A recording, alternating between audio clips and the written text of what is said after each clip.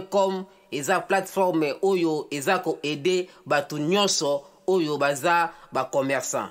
Yo mutu oza détaillant, grossiste, coopérant, tope oza na société na yo ou entreprise na yo ya munene to ya muke, Dador epesi biso opportunité ya koteka to kosomba biloko nyonso online.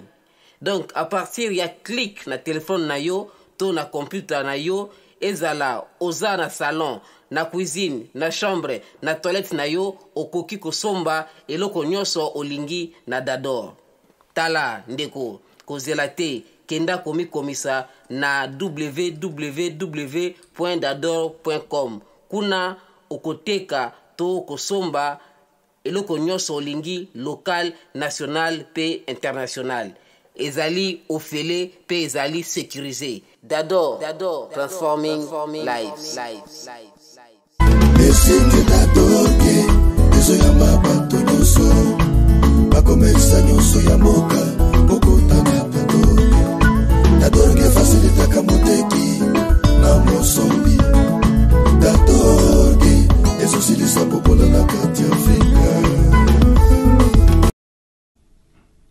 L'un des lumumbistes qui a continué le combat de Patrice Lumumba avec d'autres moyens que Patrice Lumumba a exactement été assassiné le 9 octobre 1968. Ici, je cite Pierre Moulélé. Et je crois que c'est un hommage que nous lui rendons en prenant parole aujourd'hui pour retracer un peu d'histoire du Congo. Ça fait 47 ans que Pierre Moulélé a été assassiné. Et alors, le Congo après Pierre Moulélé, qu'est-il devenu? Et que sont devenus tous les rêves lumumbistes? Avant de parler du Congo et des lumumbistes, je voudrais d'abord signaler que moi-même je suis membre d'un parti politique qui est un parti politico-militaire, c'est-à-dire le Front de Libération Nationale Congolais, actuellement. Dans le temps, ma famille et moi, on faisait partie du mouvement national congolais de Patrice Lumumba. C'est dans ce cadre-là que nous avons lutté pour arracher l'indépendance du Congo. Et par la suite, le mouvement lumumbiste ayant été atomisé, nous avons repris ce combat qu'on menait dans le cadre du MNC Lumumba sous d'autres formations. Vous savez, Pierre Moulélé, dont on est en train de célébrer le 47e anniversaire de l'assassinat, c'est un des lumumbistes, mais il est né le 11 juillet 1929 à Issoulou, Matende, donc secteur de Lukamba, dans le territoire de Gungu, c'est-à-dire vers Kikwit. C'est un fils d'un infirmier qui s'appelait Moulélé Benoît. Et sa maman s'appelle Louam Agnès. Il a fait ses études primaires à Kikwit et après, il est allé continuer ses études au petit séminaire de Kinzambi. C'est toujours dans l'ouest du Congo. Mais pour des raisons d'indiscipline, il a été renvoyé du petit séminaire. Il n'est pas resté longtemps. Vous savez, il y a quelqu'un qui disait, là où il y a répression, là où il y a exploitation, là où il y a violence, là où il y a injustice, ce n'est pas étonnant de voir naître l'insoumission et la révolte. Voilà, s'il a été renvoyé du petit séminaire parce que Pierre Moulélé avait un caractère trempé, Il ne voulait pas accepter n'importe quoi et il n'était pas soumis. C'était un homme libre. Or, tous les êtres humains cherchent la liberté, répudient ce qu'on peut appeler la domination, l'exploitation et la violence à leur encontre. Ces éléments ont caractérisé l'histoire du peuple congolais, d'abord pour la pénétration coloniale au Congo. Les peuples du Congo, dans certains secteurs, se sont révoltés, se sont défendus. Il y en a qui ont mené même des luttes armées et qui ont battu les troupes coloniales à 2 reprises. Je connais un peuple, les Kanyoka ont battu à 2 reprises les troupes amenées par les colonisateurs pour les soumettre. Il y a eu d'autres résistances dans le Bas-Congo. Les Bayaka ont résisté pendant des années. À l'est du pays, les gens de Bukavu, de Kivu et compagnie ont résisté pendant 16 ans. De 1910 à 1916, c'est alors qu'ils ont été soumis. Il y a eu aussi d'autres résistances au nord et au centre et vers le sud. C'est pour dire que le peuple congolais a toujours essayé de répudier la domination. Comme tout peuple au monde, et il voulait être libre. Bon, Moulele est chassé de séminaire. Il a continué ses études à l'école moyenne de Leverville jusqu'en 1950. Et à ce moment-là, le directeur de l'école l'a répudié aussi et l'a forcé à aller dans l'armée coloniale qui était la force publique du Congo. À ce moment-là, Moulele est resté 2 ans. Il a obtenu le titre de caporal. Il était dans la même unité que Mobutu dans les années 50. Et alors après, il a quitté cette force publique et il est allé s'engager dans une société où il travaillait comme commis à Léopoldville, c'est-à-dire à Kinshasa.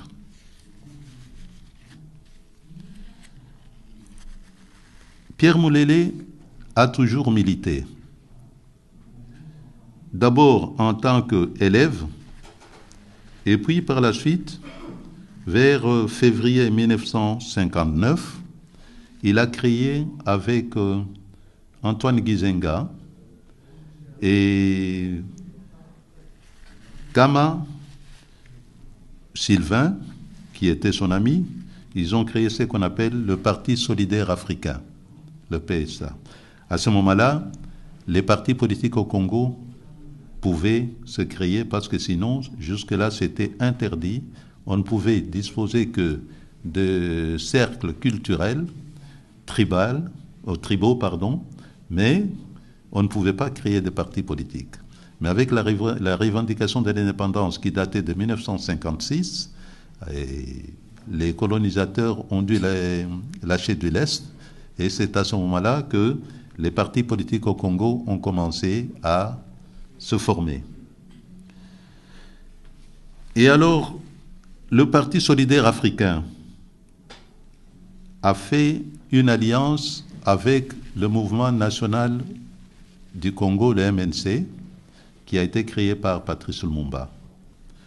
C'était ainsi que lors des élections qui ont eu lieu pour l'accession à l'indépendance, il y a eu une coalition entre toutes les forces qui allaient dans le même sens que le FNC et le MNC Lumumba, et ils ont pu avoir la majorité aux élections, et cela a donné à Patrice Lumumba le pouvoir de former le premier gouvernement du Congo. Dans ce premier gouvernement du Congo, Patrice Lumumba a nommé Pierre Moulele comme ministre de l'Éducation nationale et des Arts. Et il se fait que le 5 septembre 1960, Kasavubu, qui était président de la République, poussé par certaines forces qui étaient vraiment opposées à l'indépendance du Congo, et comme ces forces ne pouvaient pas triompher dans leur refus d'octroyer l'indépendance du Congo, elles ont fait semblant d'accepter l'indépendance, mais en fait, elles ont utilisé d'autres stratagèmes pour récupérer cette indépendance. Et dans ce stratagème, c'est essayer de soudoyer, c'est-à-dire de corrompre certains leaders politiques qui étaient soumis à leur volonté et qui se trouvaient au gouvernement, au pouvoir avec Patrice Lumumba. Ils les ont poussés à révoquer Patrice Lumumba et son gouvernement, c'est-à-dire Patrice Lumumba et tous les autres lumumbistes qui étaient au pouvoir à cette époque-là. C'est-à-dire le gouvernement de Lumumba n'a fait que 3 mois, du 30 juin 1960 jusqu'au 5 septembre. Les lumumbistes ont commencé à construire le pays, à gérer le pays, à diriger, mais 3 mois après, c'était fini, on les a foutus dehors et on a placé à la tête du pays les gens qui étaient soumis au pouvoir colonial, c'est-à-dire les Kasavubu, les Kalonji, les Mobutu et tous les autres, et les lumumbistes ont perdu le pouvoir politique et tout ce qui s'ensuit comme conséquence.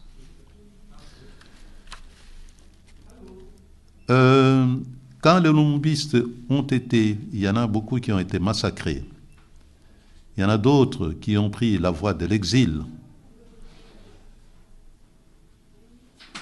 Mais ils n'ont pas accepté ce coup d'État organisé par Kasavubu d'abord, avec l'aide de Mobutu.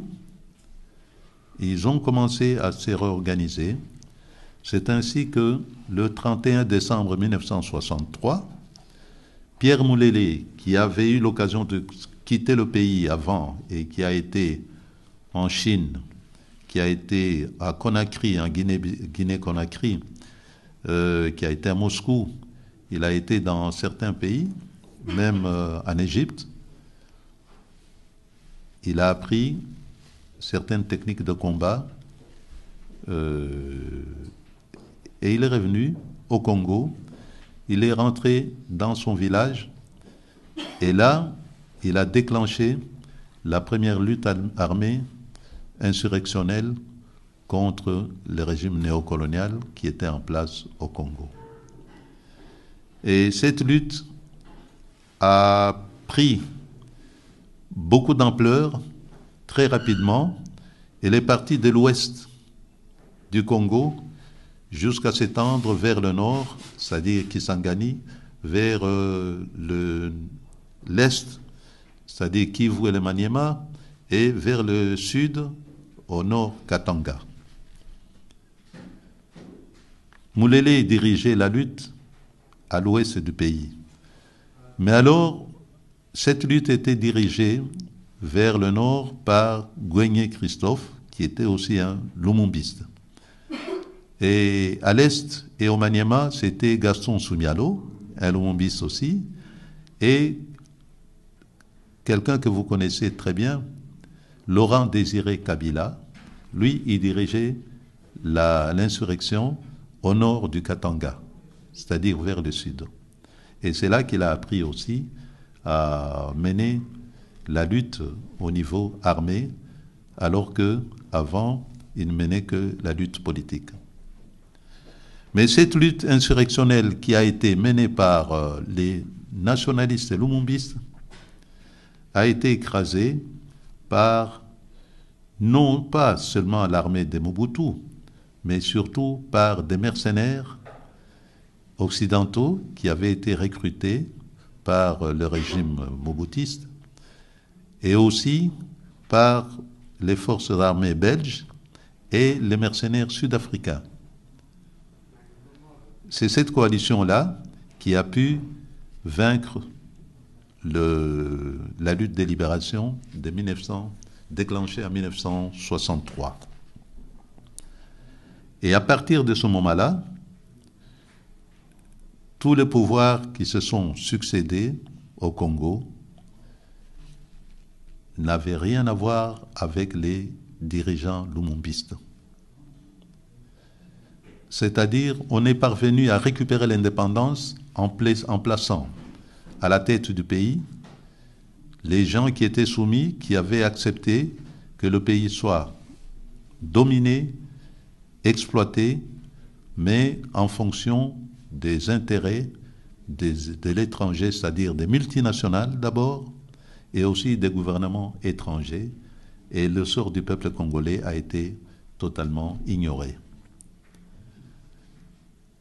Voilà. Mais alors, d'aucuns pourraient demander, mais c'est quoi le lumumbisme? Qui sont les lumumbistes en tant que tels?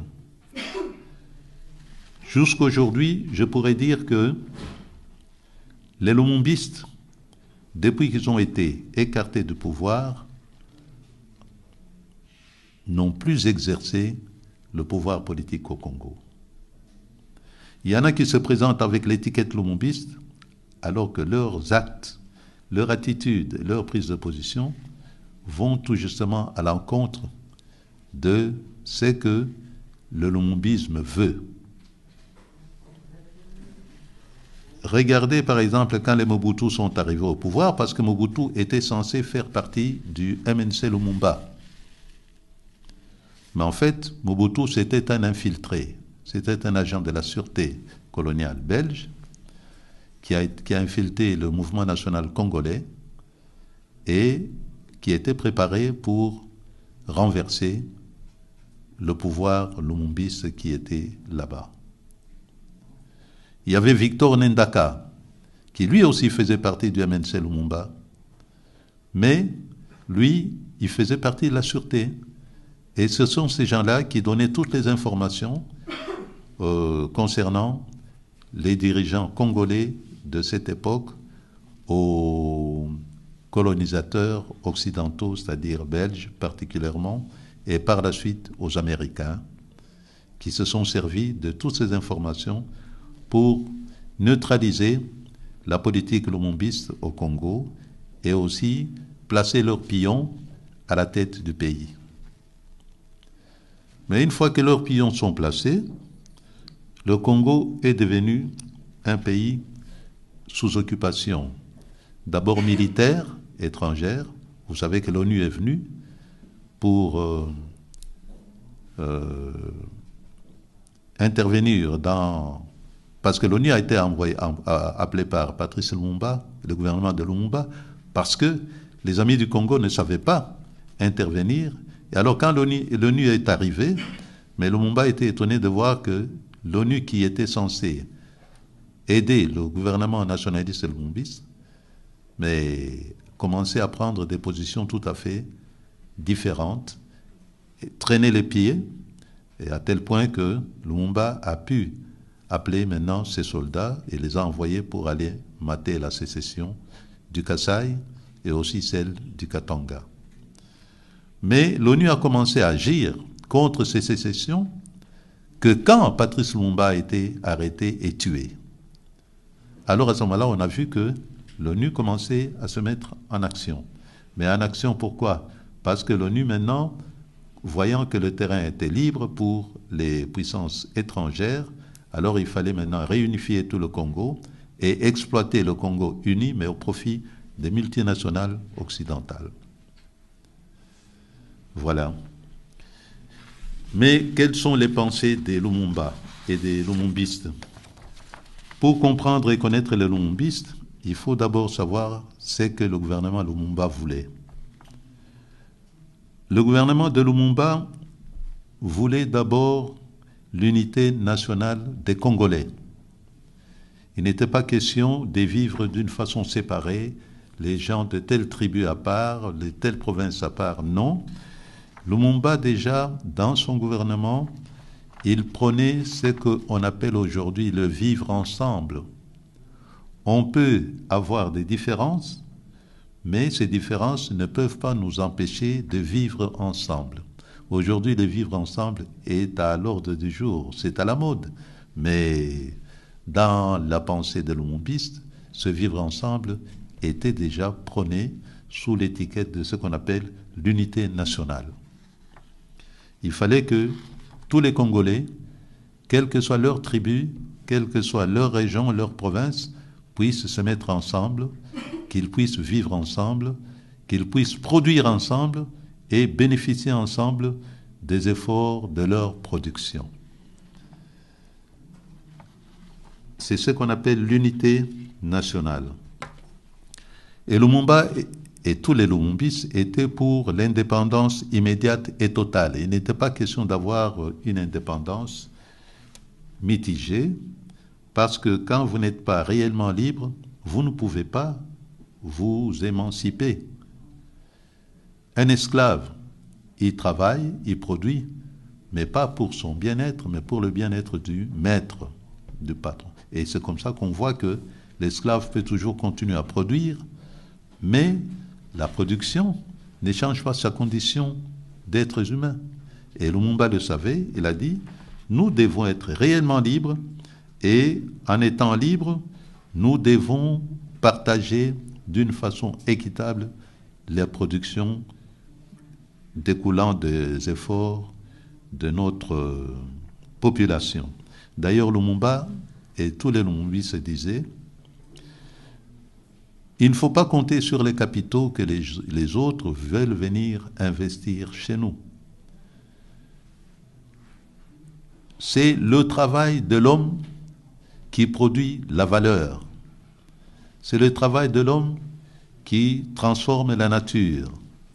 Les capitaux sont nécessaires et utiles, mais ne sont pas déterminants. Ce qui est déterminant, c'est l'effort que nous fournirons nous-mêmes pour transformer notre pays et résoudre le problème de notre peuple. Si on dit que Lumumba était pour l'émancipation, l'émancipation c'est quoi pour Lumumba? C'est-à-dire l'indépendance que nous devons acquérir ne doit pas être un cadeau donné.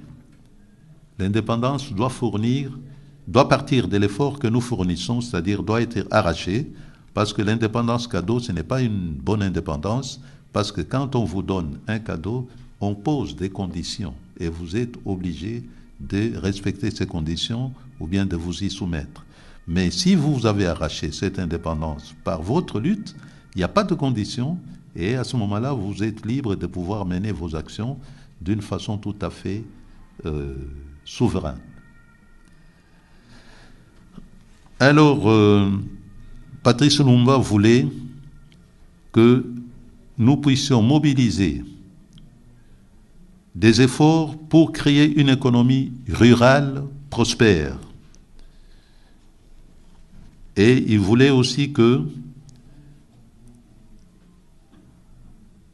le Congo et tous les villages du Congo deviennent un immense chantier. C'est-à-dire, il fallait qu'il y ait du travail partout. Et alors, avec cette production, il fallait créer des coopératives. Et il disait aussi que l'exploitation des richesses minières du Congo devrait revenir aux Congolais d'abord. Et pour Lumumba, il fallait mener de nouveaux projets tels que la construction d'usines d'engrais au Kivu, la sidérurgie dans le Bas-Congo et au Nord Katanga, et pour l'avenir, l'immense projet d'Inga devait servir de fourniture d'électricité à tout le Congo.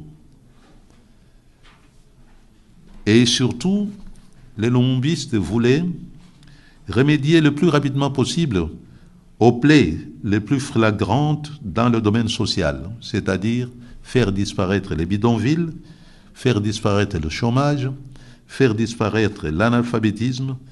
C'est à cette tâche-là que devait servir avant tout la mobilisation des énergies.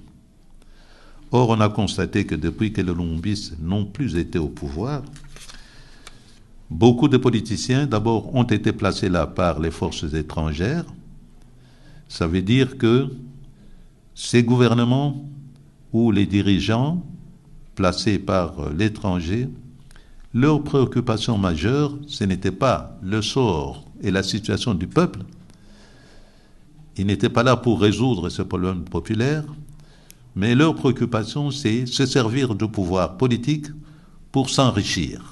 D'abord eux, et aussi partager les richesses que produirait l'exploitation des minerais et des autres énergies, les partager avec les multinationales et les gouvernements étrangers, tout en oubliant totalement le peuple. Ce qui fait que jusqu'alors, le sort du peuple n'a pas changé au Congo. Le peuple est toujours misérable et vous formez beaucoup de gens. Les jeunes gens sont diplômés des universités, mais aussi des écoles techniques, mais seulement quand il faut trouver du travail, ça devient une autre paire de manches. C'est-à-dire, les régimes forment des chômeurs plutôt que de former les cadres qui doivent être insérés dans le circuit de fonctionnement de la société. Ce n'est pas cette vision-là que les lumumbistes avaient. Pour les lumumbistes, il fallait non seulement vivre ensemble, produire, mais la production devrait servir à l'élévation du niveau de vie des populations du Congo.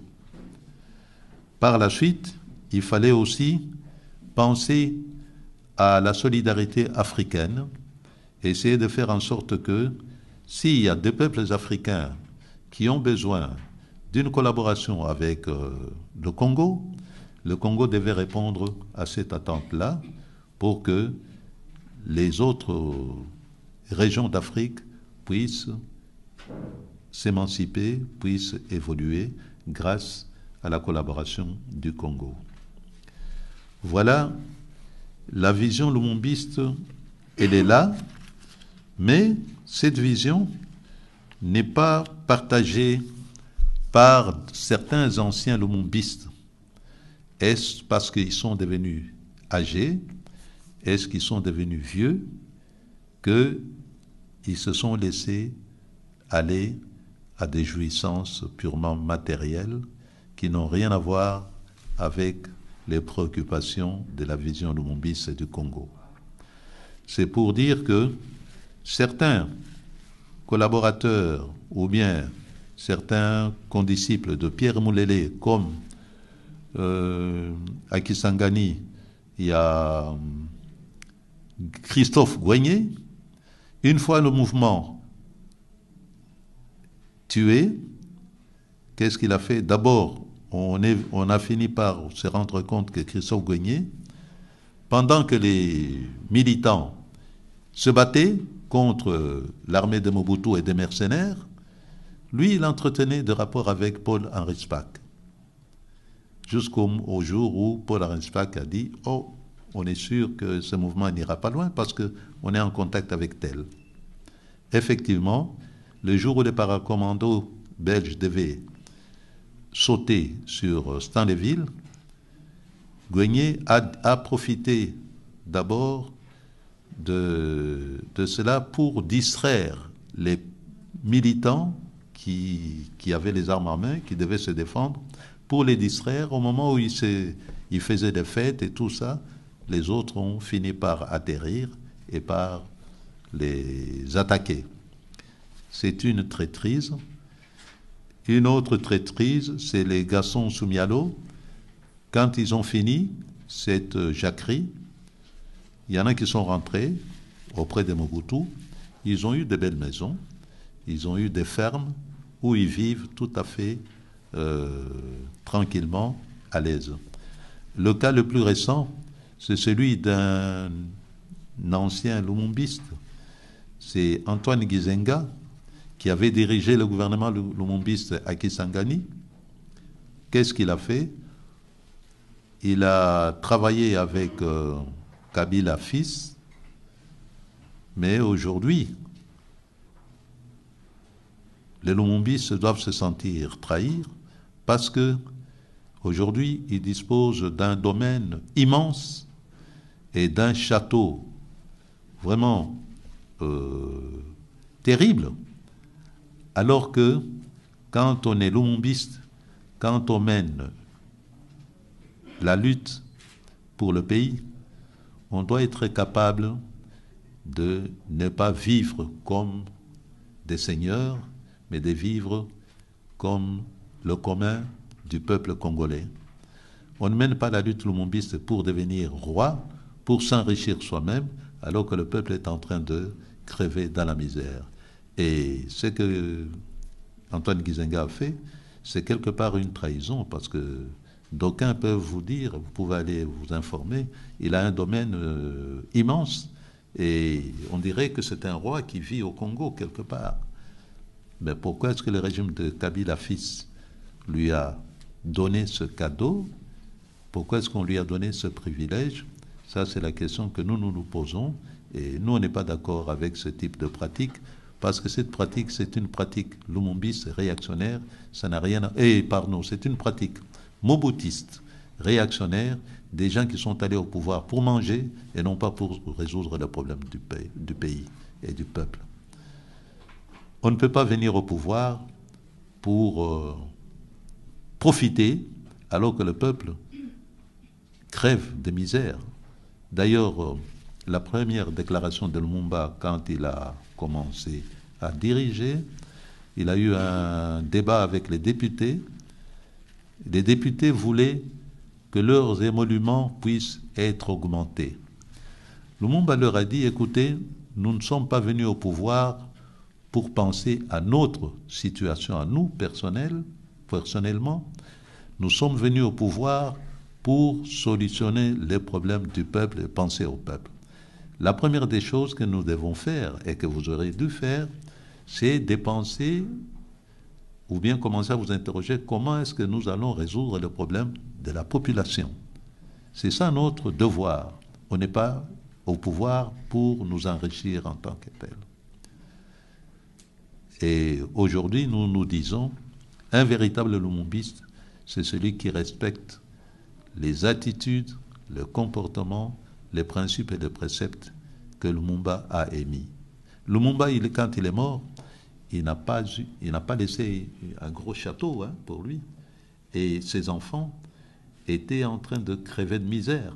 Heureusement qu'il y a eu Nasser qui a pu les accueillir en Égypte pour garantir leur sécurité, pour qu'ils puissent survivre. Lumumba n'a rien laissé à ses enfants. Pierre Moulélé non plus, à sa famille, n'a rien laissé. D'ailleurs, Mobutu a enterré la maman de Pierre Moulélé vivante. Vous voyez? Et il y a Ludo Martins qui a écrit un livre dont le titre est Moulélé ou la seconde vie de Patrice Lumumba. En fait, quelque part, il avait raison, parce que quand vous voyez les deux personnes ont mené la même lutte, l'un avec des moyens tout à fait démocratiques, parce que les conditions du moment n'exigeaient pas la lutte armée. Il est arrivé au pouvoir par la voie démocratique, Patrice Lumumba, il a été élu par le peuple. Et l'autre, quand le pouvoir a été usurpé par des réactionnaires, c'est-à-dire les ennemis du peuple, il n'avait pas d'autre choix que de soulever le peuple pour combattre le régime d'usurpation qui était en place. L'un a été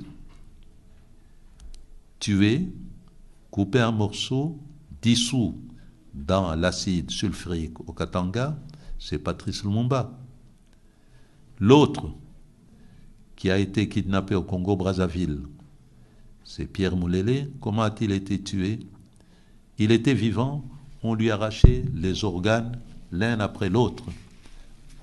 On lui arrachait les yeux, on a découpé les bras avec une hache. Il a été vraiment martyrisé avant de les tuer. Jusqu'aujourd'hui, ni Lumumba, ni Moulélé n'ont des sépultures. Ils n'ont pas de tombe.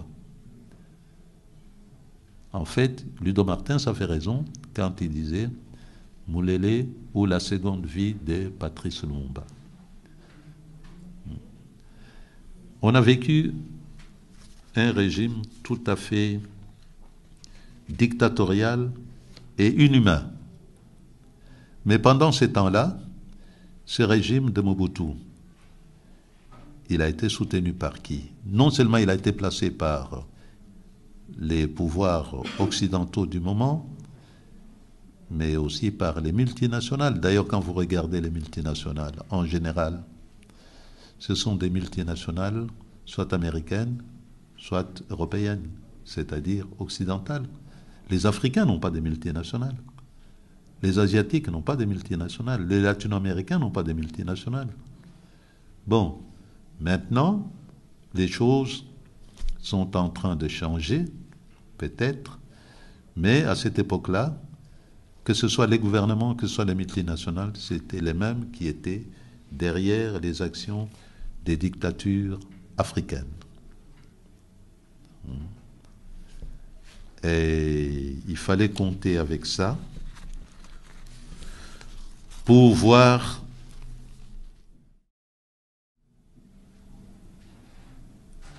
quelle est la solution pour ce pays-là. Vous savez, quand vous entendez dire, voilà, il y a un problème entre le Rwanda et le Congo, il y a un problème entre l'Ouganda et le Congo, mais ce ne sont pas des problèmes créés par les Congolais et les Rwandais. Les Rwandais et les Ougandais, leurs présidents respectifs, sont sous la domination des Anglo-Saxons. Les Anglo-Saxons déterminent les objectifs à mener dans cette région de l'Afrique et ils les font exécuter par l'Ouganda, c'est-à-dire par Museveni, et aussi par Paul Kagame du Rwanda. Ce sont des instruments que les Anglo-Saxons, c'est-à-dire l'Angleterre et les États-Unis, Bill Clinton et Tony Blair, utilisent pour déstabiliser le Congo et pour empêcher que le Congo ne connaisse la paix. Et aussi dans ce trouble-là, on peut facilement exploiter les richesses du Congo, surtout de l'Est du Congo, au profit des Anglo-Saxons et de leurs multinationales. La couverture qu'on utilise, c'est dire, oh, il y a les génocidaires et compagnie, mais le Congo n'a jamais été au Rwanda pour génocider les gens.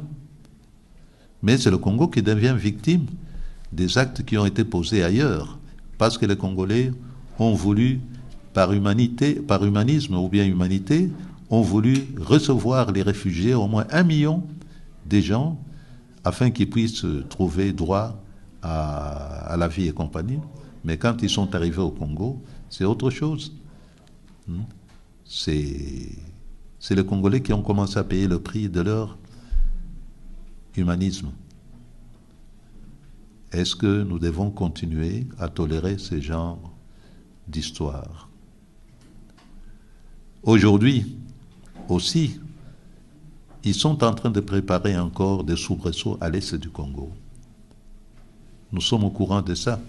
L'armée rwandaise est en train de s'installer dans certaines parties du Congo, à Rutshuru par exemple, pour pouvoir attaquer le Congo et le déstabiliser aussi.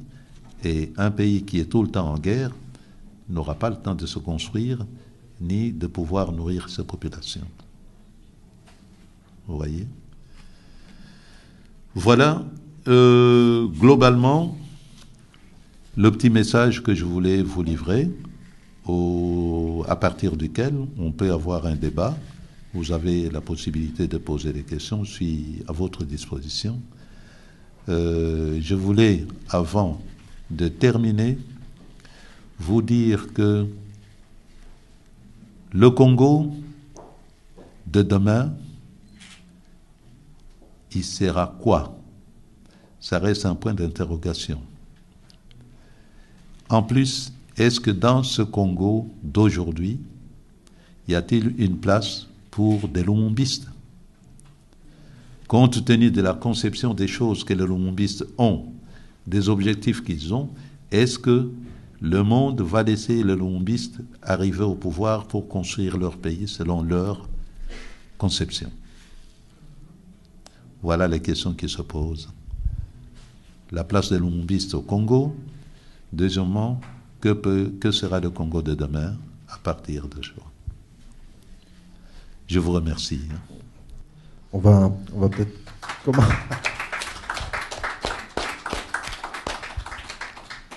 Je ne sais pas s'il y a quelqu'un qui a envie de réagir ou de poser une question à Ambroise. Je vais peut-être lancer la première question. Par rapport à... Bon, tu parles beaucoup de l'idée lumumbiste, c'est-à-dire l'idée de partage, celle du peuple. Mais tu as parlé aussi des multinationales. Oui. Qui, bon, quelque part, lorsqu'on parle d'indépendance, les multinationales continuent à vivre des ressources du Congo qui les tiennent. Donc je ne sais pas, est-ce que tu as une espèce d'idée, même si elle doit être utopique, de comment rendre un peu les ressources premières du Congo aux Congolais? Est-ce que tu aurais... Oui, mais ce n'est pas seulement une idée, c'est un cas concret que je vais vous donner. Regardez par exemple le coltan. Le coltan provient du Congo. Il se trouve surtout à l'est du pays. Il y en a au centre, mais celui qui est exploité, c'est à l'est du pays. Il est exploité dans quelles conditions? On prend les Congolais, qui n'ont aucune protection et tout ça, on les fait travailler dans les zones où il y a le coltan. Ils travaillent, ils creusent, ils prennent le coltan à un prix vraiment tout à fait dérisoire, comme des esclaves. Alors ce coltan, avant que les multinationales occidentales ne les prennent, il est transformé au Rwanda, à la frontière avec le Rwanda, à Gisenyi. Il y a une usine de transformation du coltan.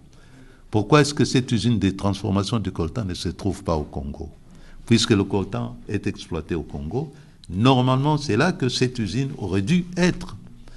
Mais Kagame, comme c'est le bras armé des multinationales anglo-saxonnes, s'est arrangé avec pour que quand le coltan, d'ailleurs les gens qui travaillent, qui creusent ces coltans, creusent sous la pression de ce qu'on appelle, les rebelles Hutus rwandais, et deuxièmement, aussi les soldats du FPR de Kagame.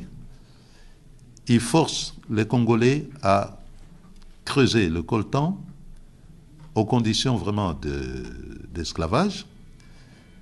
Ces gens ne gagnent pas grand-chose.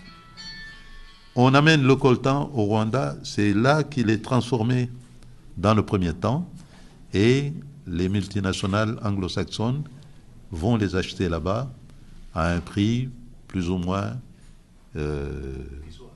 dérisoire, mais l'effort de transformation a déjà été fait au Rwanda, et c'est le Rwanda qui bénéficie de ça plutôt que le Congo. Vous voyez? Ça, c'est un cas parmi tant d'autres. Par exemple, le comptoir de diamants, ou bien le comptoir d'or et compagnie. Mais c'est dans ce pays-là, au Rwanda, ou bien en Ouganda, qu'on les trouve, et pas au Congo. Pourquoi? Alors que ces matières premières proviennent du Congo. Voilà comment s'opère l'exploitation des minerais là-bas. Bon, moi, ça me donne tout de suite envie de réagir, mais bon, on ne va pas commencer à discuter avec Ambroise comme si on était au coin d'un bar. Je ne sais pas si quelqu'un a envie de poser une question, réagir éventuellement. Oui, avant, je voudrais donner une petite précision. Vous savez que Tony Blair, c'est le conseiller politique de Kagame, de Paul Kagame, officiellement. Et Clinton, c'est un des amis de Kagame aussi et de Museveni. Et aussi, Kagame fait partie du conseil d'administration de la fondation Clinton. Vous voyez? Et Clinton et Museveni, et Clinton et Tony Blair, ils ont des fermes, ils ont des villas, même au Rwanda et en Ouganda, et ils ont des domaines aussi là-bas. C'est pour vous donner les liaisons qui peuvent exister entre certains chefs d'État africains avec... Elles paraissent claires. Okay.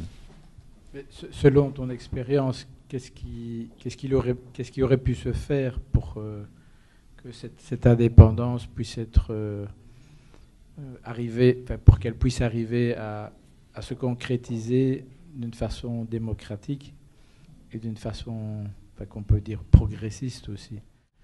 Le modèle qui a été exporté au Congo, c'est notre modèle à nous.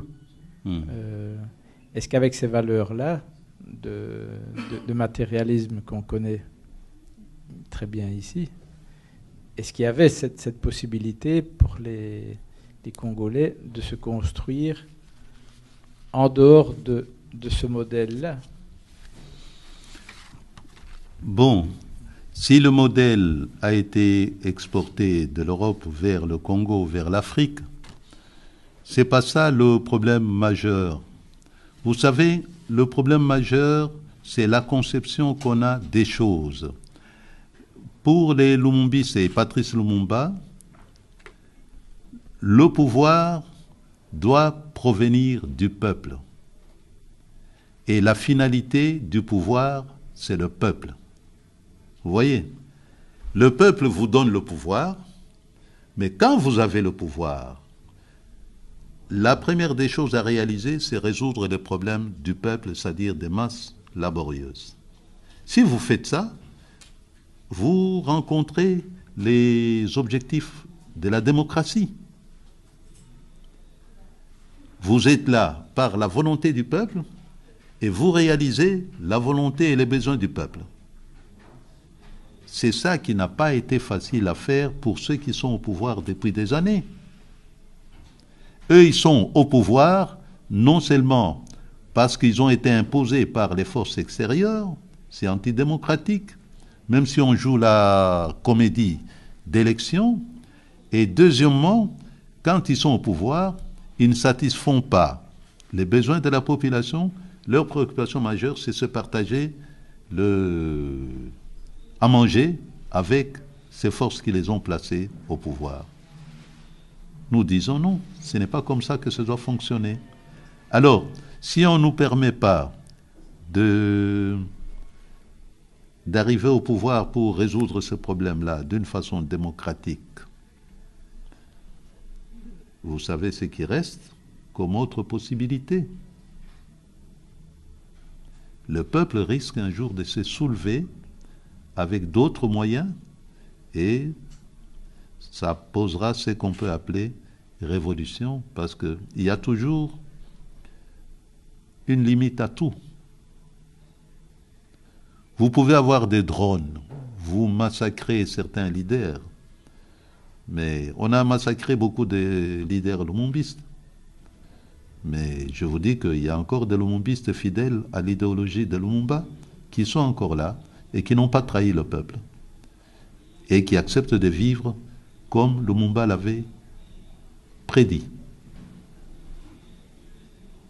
Vous savez, la chose la plus facile au Congo, si moi je veux devenir millionnaire, je connais les possibilités du Congo, je rentre au Congo, je m'investis dans certaines opérations, je peux devenir millionnaire en une année. Mais ce n'est pas ça qui m'intéresse. Ma préoccupation est ailleurs. Et c'est ce qui fait que beaucoup de lumumbistes ont dû se passer de leur famille pendant des années et des années. Moi, la dernière fois que j'ai vu ma famille, c'est en 1966. Depuis 1966, je n'ai plus vu ma famille. Je connaissais un petit peu l'histoire du Congo dans les grandes lignes. C'est en travaillant sur la thématique ici que je suis rentré un peu plus dans le détail. On a un peu l'impression d'être devant une impasse. Une impasse qui a, avec les multinationales, elles sont liées aussi à tout un mode de vie. Et je pense aussi que par rapport donc, à cette espèce de rêve lumumbiste, rêve d'un Congo qui jouit de ses ressources, et avec un gouvernement qui œuvrerait en bon père de famille, je pense apparemment le gros problème, c'est aussi le problème de la corruption au niveau de l'État lui-même. Je ne sais pas si... Oui, mais vous savez, le problème de la corruption, excusez-moi, parfois, il y a des anciens souvenirs. Le problème de la corruption au Congo a été introduit par les colonisateurs qui n'ont pas accepté l'indépendance du Congo. D'ailleurs, il y a des publications officielles ou bien des films qui sont passés à la télévision, j'ai vu quelques-uns, où ils reconnaissaient eux-mêmes en disant que pour renverser les lumumbistes, il fallait mobiliser des millions et des millions de dollars afin de corrompre les Congolais qui étaient susceptibles de marcher dans la trahison de leur gouvernement. Et beaucoup de sommes ont été mobilisées par le gouvernement belge pour corrompre des leaders politiques congolais et le mettre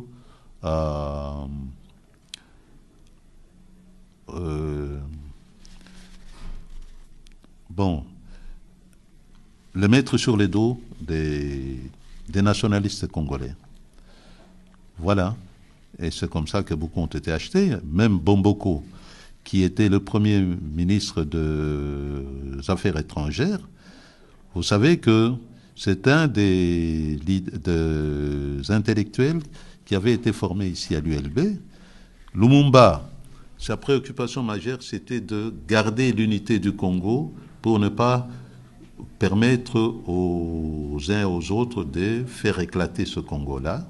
Et alors, il a été obligé d'accepter certains compromis, c'est-à-dire de mettre au gouvernement certaines personnes dont il savait très bien que ce n'étaient pas des personnes très convaincues pour l'idéal nationaliste. Bomboko, c'est quelqu'un qui était au gouvernement de Lumumba, mais qui travaillait pour le compte de la Belgique, pour les intérêts de la Belgique. Et vous savez, il avait des maisons à Kinshasa, mais il n'y vivait pas. Où est-ce qu'il vivait? Il vivait au-dessus de l'ambassade de Belgique, jusqu'à sa mort, hein, au-dessus de l'ambassade de Belgique à Kinshasa. Pourquoi? Alors qu'il avait des maisons dans d'autres quartiers. Parce qu'il fallait le protéger. D'ailleurs, même certains journalistes, quand Bomboko est mort, ils ont dû avouer que c'était leur homme et ils travaillaient pour les intérêts de la Belgique dans le gouvernement de Lumumba. Donc la corruption, elle part de là. J'avais envie de revenir sur le moment de l'indépendance en 1960, par rapport à ce qu'on lit dans les livres, ce qu'on entend, ce qu'on discute, les points de vue entre personnes. Et je fais une petite parenthèse juste avant. Je pense à un type dont j'ai complètement oublié le nom, qui avait, dans les années 50, donc c'était un colonial belge, qui avait dit ce pays devra être indépendant un jour. Et il faudra commencer maintenant à former des gens. Donc on est au début des années 50. Merci.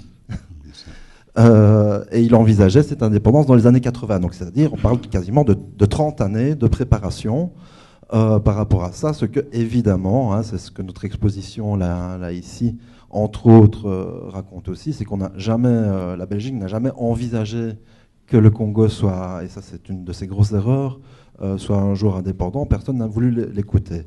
Alors du coup, en 1960, tout a été très vite, ça commence un peu en 58, enfin, de ce qu'on lit dans les livres d'histoire, dans les archives qu'il y a là.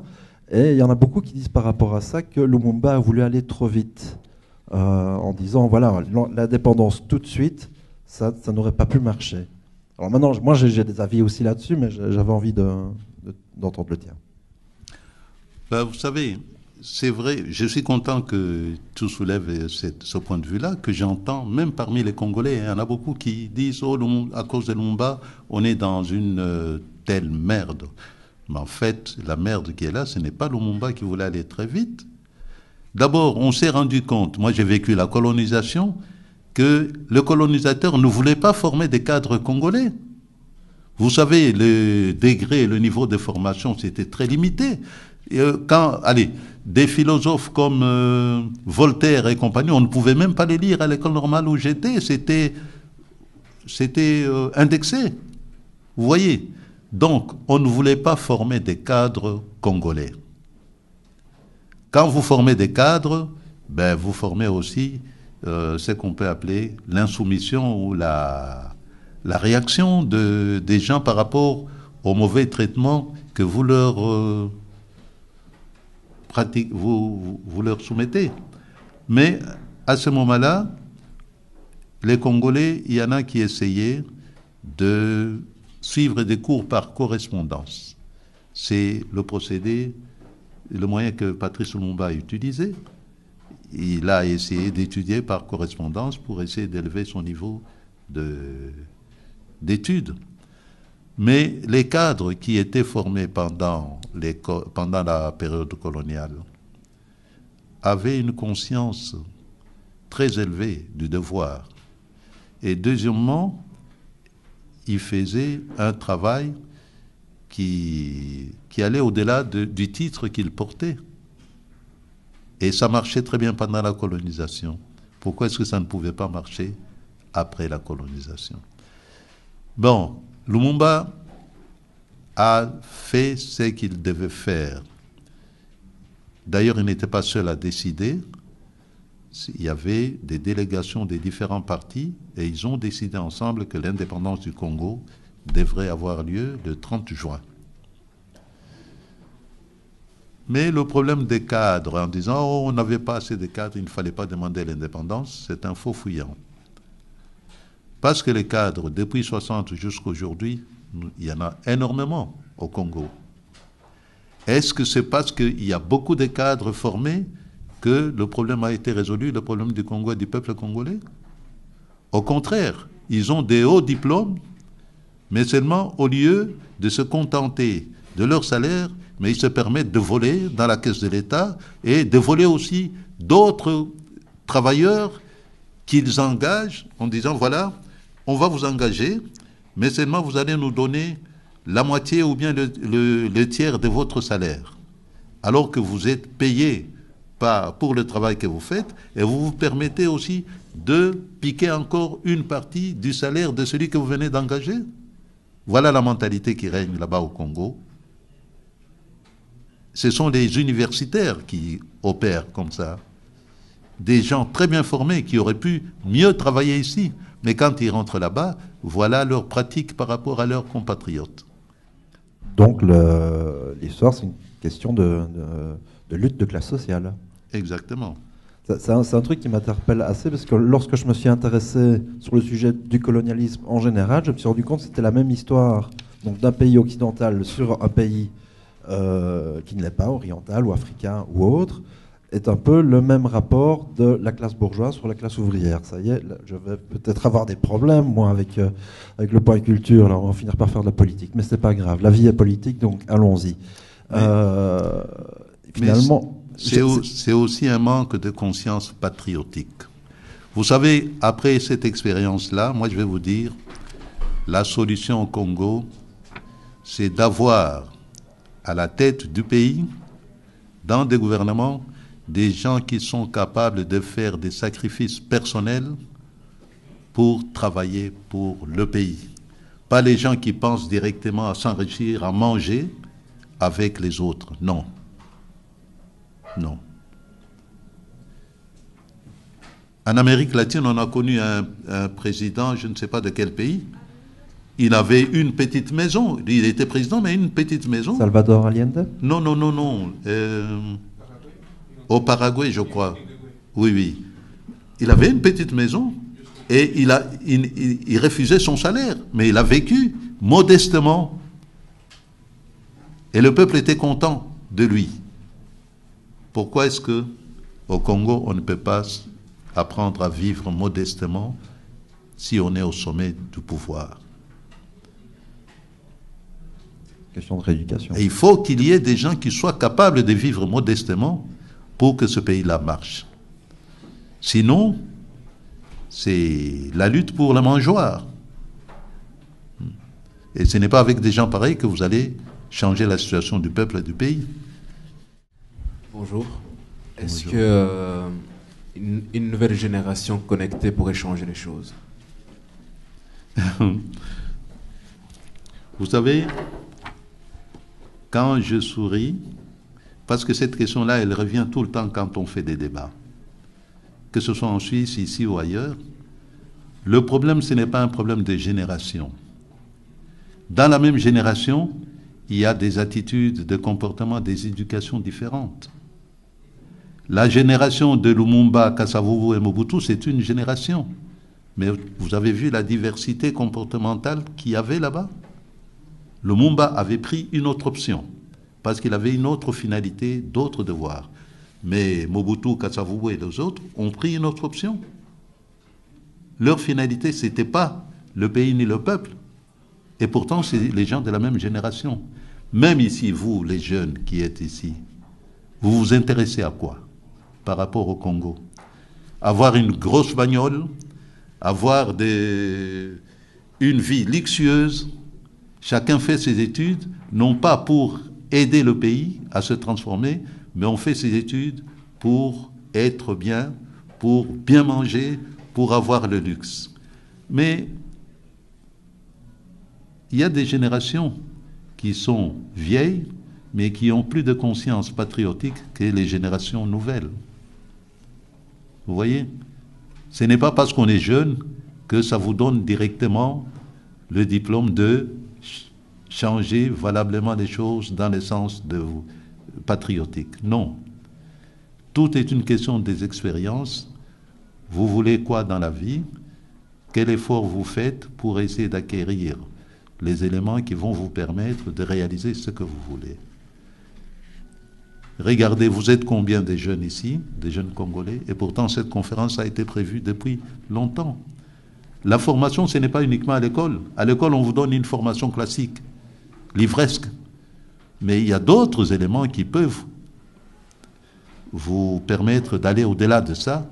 Et ces éléments, c'est participer à des conférences comme celle-ci et ailleurs. Et là, vous allez apprendre à travers les interventions, les arguments que d'autres donnent. Et aussi, vous pouvez apprendre à connaître l'évolution du monde.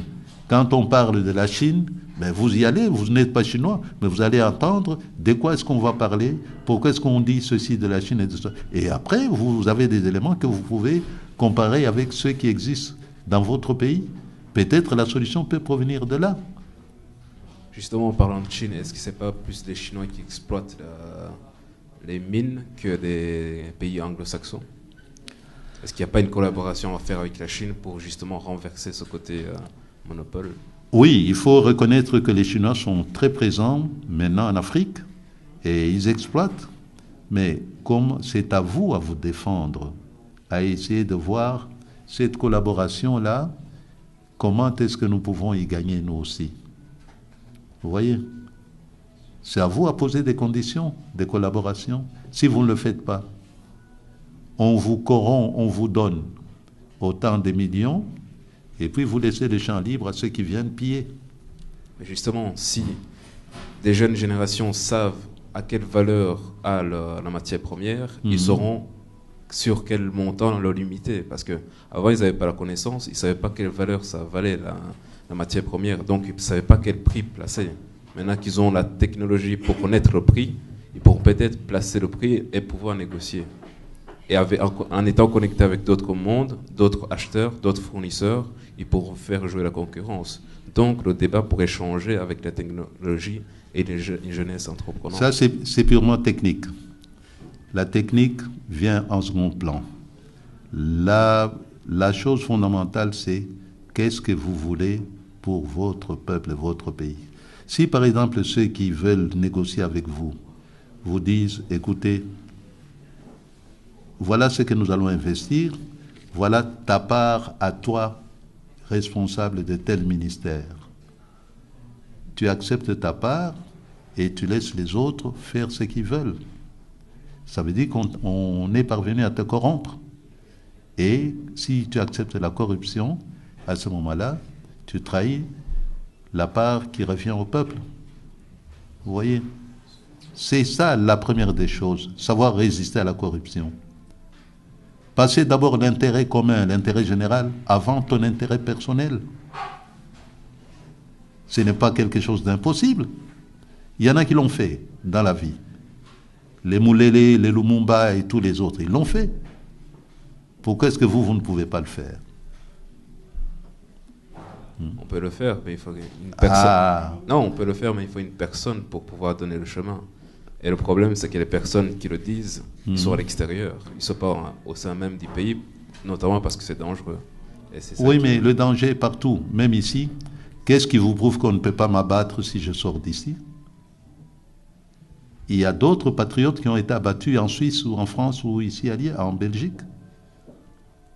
L'insécurité est partout.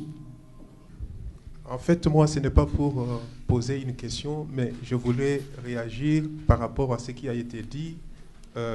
Est-ce que ce n'est pas le fait que Lumumba avait demandé l'indépendance immédiate et totale?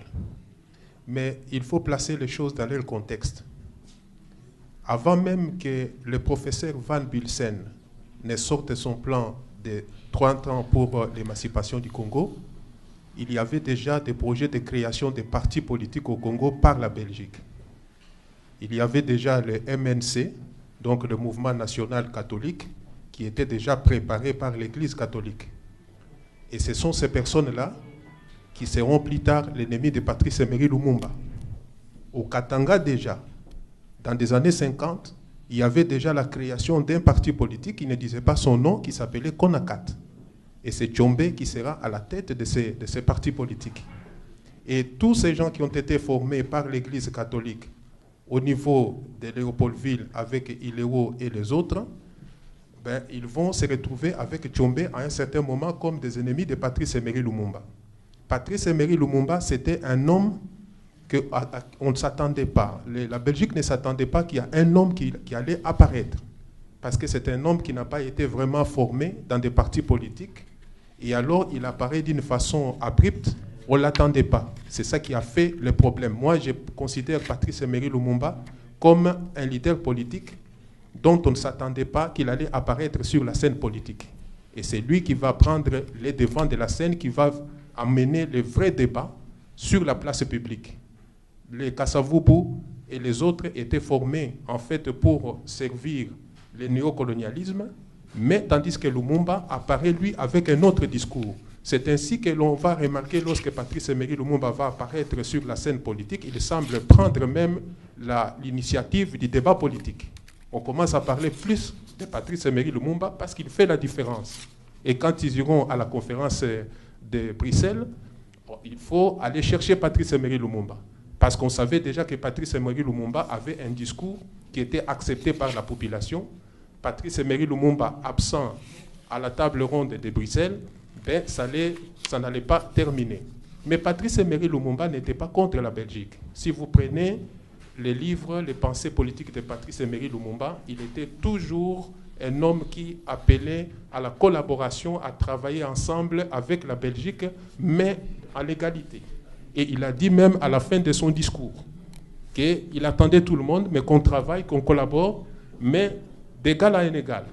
Mais pas une collaboration de type colonial ou néocolonial. C'est ça le problème de Patrice Emery Lumumba. Et on peut même considérer ce que notre jeune frère vient de dire actuellement. Mais qui sont aujourd'hui au pouvoir? Lorsqu'on analyse la situation politique, on voit qu'il y a Lumumba et les Iléo et les autres. Mais la jeune génération d'aujourd'hui, vous allez trouver ce que nous appelons des bébés dinosaures. Ce sont des enfants de ces anciens ministres, à l'époque de Lumumba, de Iléo, de Kamitatu, et bien d'autres personnes qui sont des jeunes de la nouvelle génération, qui parlent de la mondialisation, qui parlent de l'évolution technique, qui sont aujourd'hui au pouvoir à Kinshasa. Vous pouvez constater, nous les appelons les bébés dinosaures. Il y a eu des dinosaures, et après les dinosaures, nous avons des bébés dinosaures qui parlent bien de la mondialisation, qui parlent de la technologie, qui parlent de financement, de refinancement des banques, mais qui sont là, mais qui semblent perpétuer la même politique que leurs dinosaures. Et alors, où est la différence? Et donc, ça, c'est pour rejoindre ce qu'Ambroise venait de dire tout à l'heure, que ce n'est pas question de génération, mais c'est question d'attitude, de principes qu'il faut bien sûr respecter, mais les principes Les bons principes, ce sont des principes qui préparent quelqu'un à servir son pays, à servir son peuple et à s'ouvrir vers les autres dans une relation d'égal en égal. Ça m'invite vraiment ça me donne envie de vous inviter, voilà, j'ai retrouvé mon français, à lire le testament de Bismarck, écrit par Jean Boffin, qui est venu chez nous il y a quelques mois. Voilà, dans les entrelignes de son histoire, il y a un peu de ce rapport-là.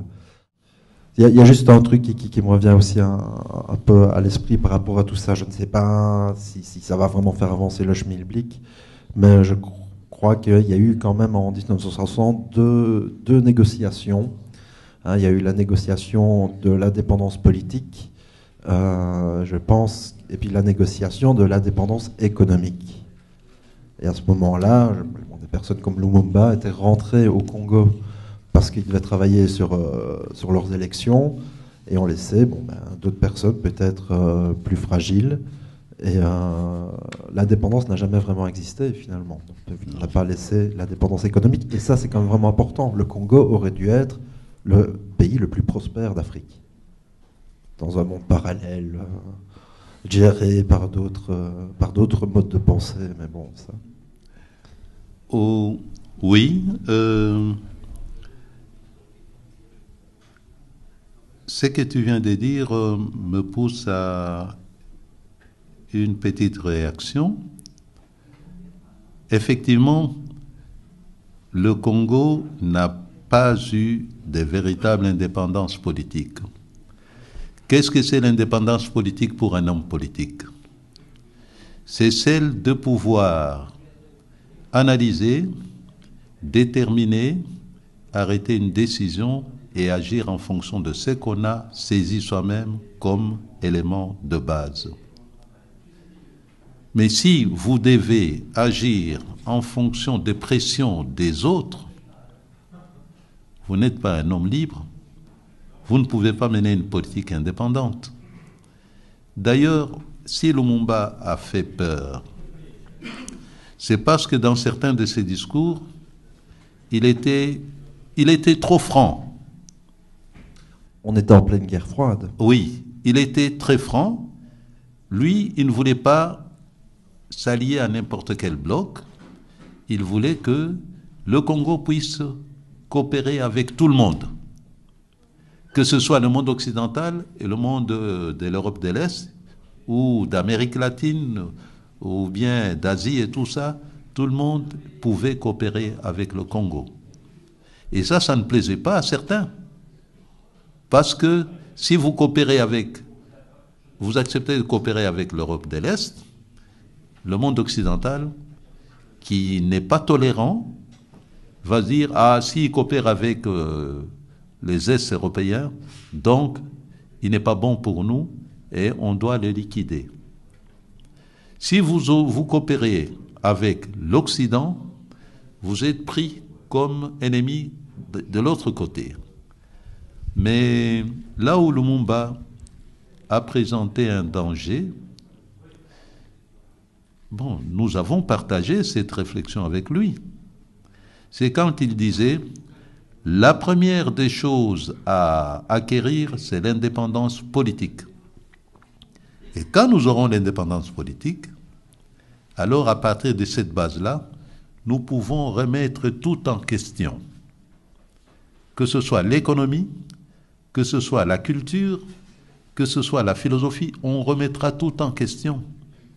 Parce que ces valeurs de cette époque-là ne correspondaient pas aux attentes du Congo ni du peuple congolais. Il fallait tout remettre en question.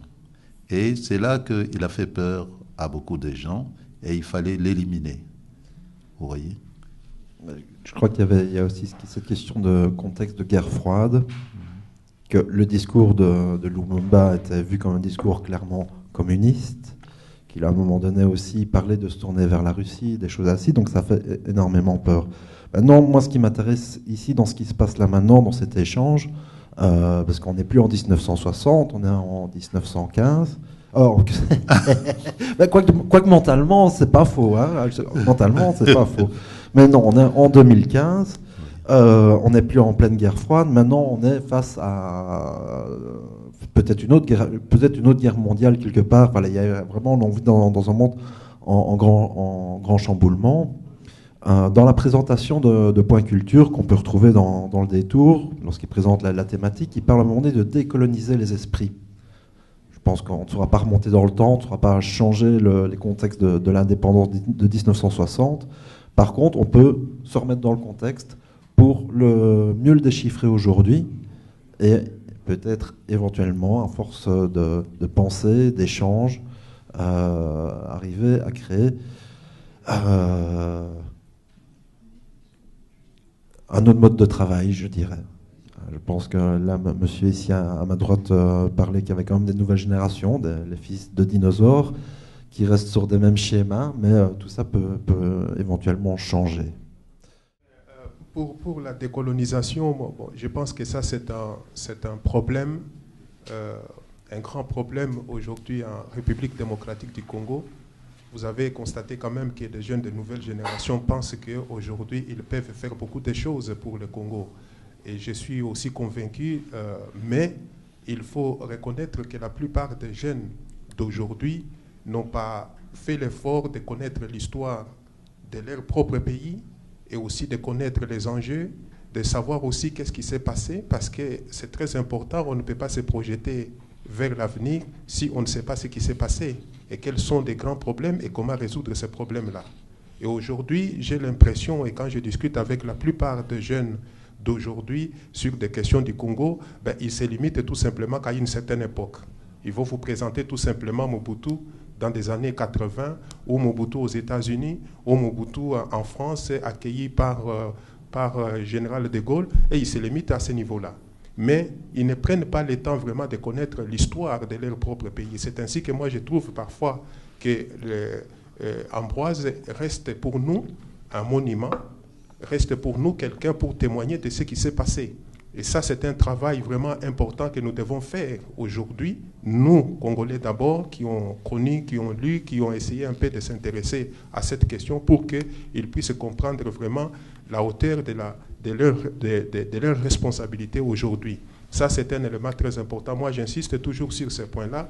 Les jeunes, je comprends bien, ils ont appris beaucoup de choses, beaucoup de techniques, ils parlent de mondialisation, de bien d'autres choses, ils sont beaucoup plus en avance dans la maîtrise de certaines techniques, mais je crois que ce qui est beaucoup plus important aujourd'hui, c'est de connaître l'histoire, mais de se forger aussi un certain profil idéologique pouvant les amener à prendre des responsabilités aujourd'hui. Et il n'y a pas un profil idéologique digne de ce nom si la génération d'aujourd'hui ne parvient pas à établir, à réconcilier avec le peuple, à être l'expression du peuple. Et ça, c'est un problème important, parce que là, on est ballotté entre les intérêts personnels, mais aussi sans tenir compte vraiment des intérêts des populations. Je suis allé à Kinshasa par 2 fois.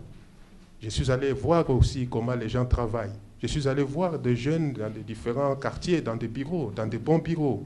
Ils sont là, moi je les vois, j'ai discuté avec certains, mais je trouve que Lumumba, parfois on parle de lui tout simplement pour essayer un peu de fleurir les discours, mais pas tellement pour essayer un peu de refaire ce que Lumumba et les gens, certaines personnes, je dirais même des jeunes de la nouvelle génération, sont conscients que parfois les discours de Lumumba ne passent pas très bien. Donc quelqu'un qui utilise le discours de Lumumba, celui qui utilise le principe de Lumumba, il est vite écarté par rapport aux autres. Ça, je l'ai senti aussi à Kinshasa. Et ce n'est pas facile d'en parler. Ou alors, on en parle tout simplement par certains hommes politiques qui sont au pouvoir. Je les vois des lumumbistes, que Ambroise a connus aussi, mais qui sont des faux lumumbistes qui utilisent les discours de Lumumba tout simplement pour la forme, pour la frime, mais pas pour son application.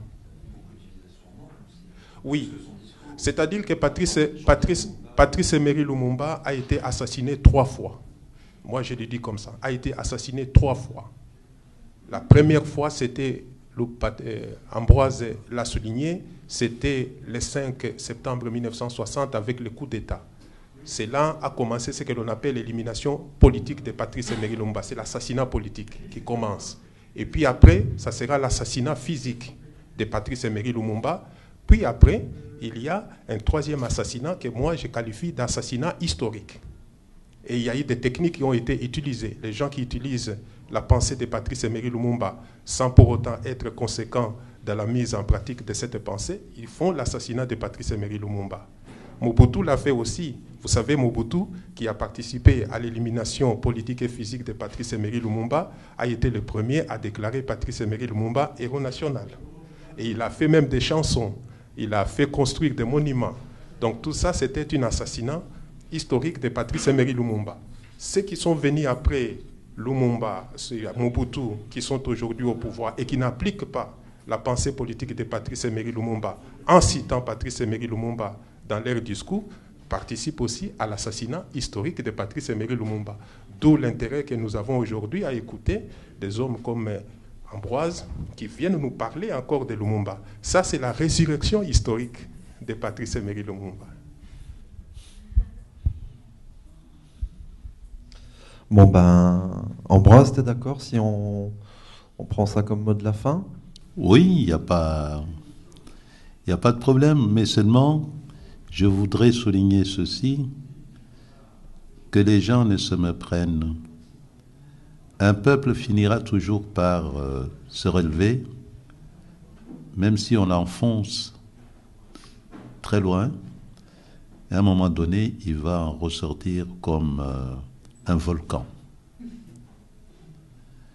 Parce que les services secrets peuvent faire tout ce qu'ils veulent. On ne peut pas tout surveiller en détail. Nous savons que le programme Échelon capte tout ce que nous disons sur les Internet, sur les Facebook, sur ceci et cela. On le sait. Mais si vous le savez, soyez conséquents avec ça. Certains éléments, il ne faut pas les faire passer par ces moyens de communication. Parce que si vous le faites, vous donnez des informations à Échelon. Et Échelon, c'est qui? C'est la Grande-Bretagne et les États-Unis. Ils vont décoder tout ça, ils vont suivre tout ce que vous êtes en train de dire au point de vue politique. Alors, essayez d'utiliser d'autres moyens. Et il y a des gens qui sont conscients de cela, qui travaillent. Ils ne font pas beaucoup de bruit. Mais quand ils vont émerger, le monde va s'étonner, mais il sera trop tard.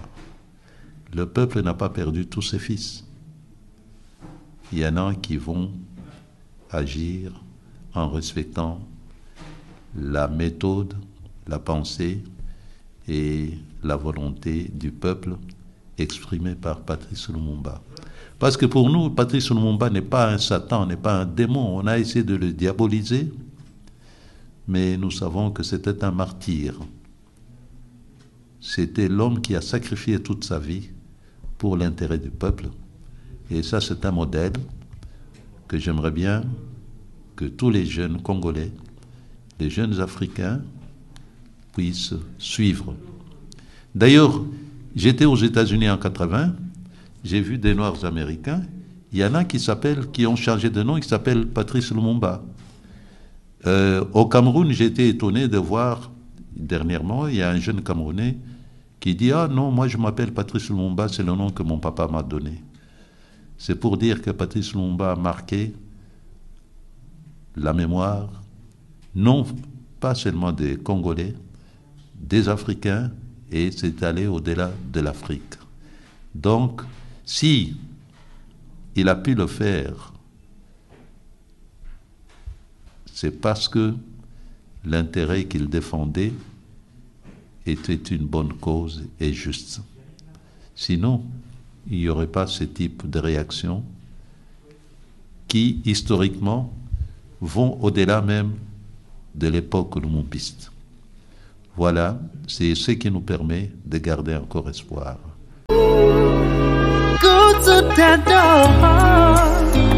Dador.com eza plateforme oyo eza ko aider batu nyonso oyo baza ba commerçant. Yo mutu oza détaillant, grossiste, coopérant to pe oza na société na yo ou entreprise na yo ya munene to ya muke, Dador epesi biso opportunité ya koteka to kosomba biloko nyonso online.